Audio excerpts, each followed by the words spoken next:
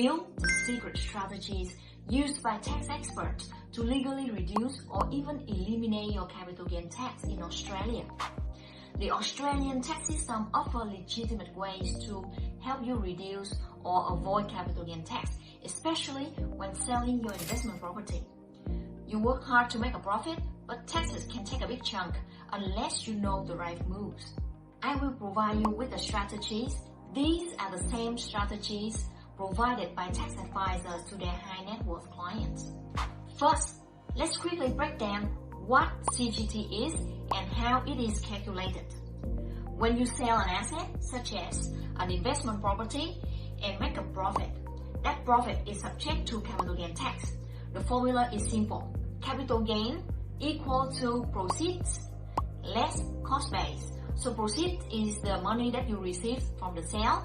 However, only net capital gain is added to your taxable income for the year, and you pay tax on your marginal tax rate, which can be as high as 47%.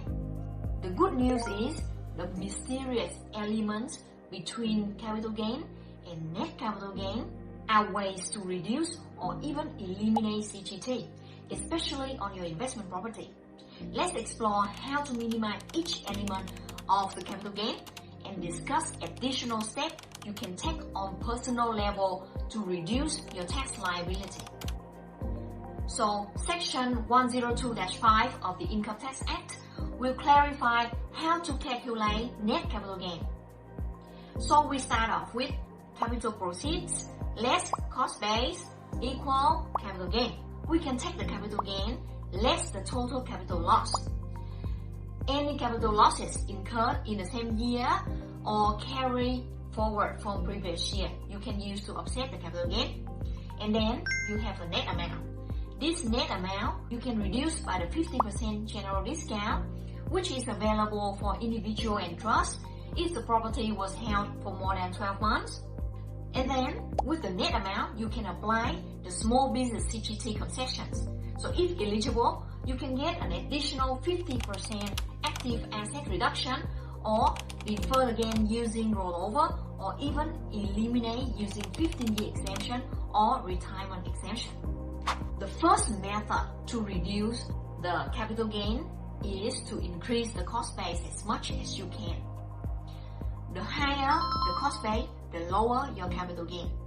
Here are 5 elements of cost base that you will definitely want to note down. So take our pen and paper and start listing out these elements, and then remember to collect the invoices accordingly. So first element we can adjust is obviously the purchase price that you pay for the property. The second element is the incidental costs. These are expenses directly associated with acquiring or holding and selling the property, such as legal fees on sales, agent's commission on sales, advertising costs for sale, transferring costs.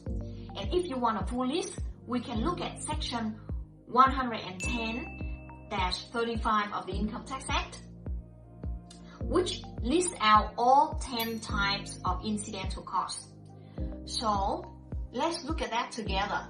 First item is surveyor, valuer, auctioneer, accountant, broker, agent, consultant, or legal advice fee. Second is cost of transfer. Third one is stamp duty. Fourth one is the cost of advertising or marketing. Fifth one is cost relating to valuation or any portion of that. The sixth is search fees. Seventh is cost of conveyancing. Eighth is borrowing expenses, such as loan application fees and mortgage discharge fees. Ninth one and the 10th one for more complicated transaction, which is not really relevant for investment property. And then the third element that we can include is the cost related to holding the property, including interest on loan you borrow to acquire the property, council rate, land tax, insurance, repair and maintenance, which you didn't claim as deduction. Of course, the taxman is not dumb. You cannot add to the cost base expenses that you already claimed. For example, if you buy a unit in Gold Coast and you use it at your holiday house for 2 years before renting it out. So the interest in those 2 years can be added in your cost base. So any interest that you claim as deduction for any years after that, you cannot claim again as your cost base when you sell the property. The fourth element that we have is capital expenditure that increase the value of the property. So for example, any capital improvements or additions to enhance the value of the property, like renovation, kitchen, bathroom upgrades, structural improvement like adding a room or include fencing or landscaping, or costs incurred to maintain the property value. So basically, any balance on your Division 43 depreciation schedule.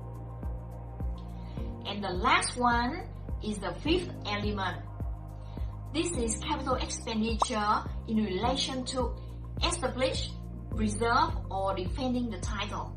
So any cost to maintain the legal ownership, such as title registration fees, cost to deal with zoning or subdivision, cost to defend any challenges on your land. For example, if your neighbor building a shed and part of it is sitting on your land, so you have to incur legal costs to get a court order and let a lawyer to draft a letter to ask them to disassemble those parts that's sitting on your area. So those costs can be claimed as your fourth element. So after maximizing all of the element of your cost base, compare it again with your capital proceeds, you may find it already significantly reduced your capital gain. Important reminder, stay on top of your documentation. You will be surprised how much tax people overpay just because they swear they pay for something but cannot remember how much is it or have no clue where the invoice went. The next step is to see any exemption applies.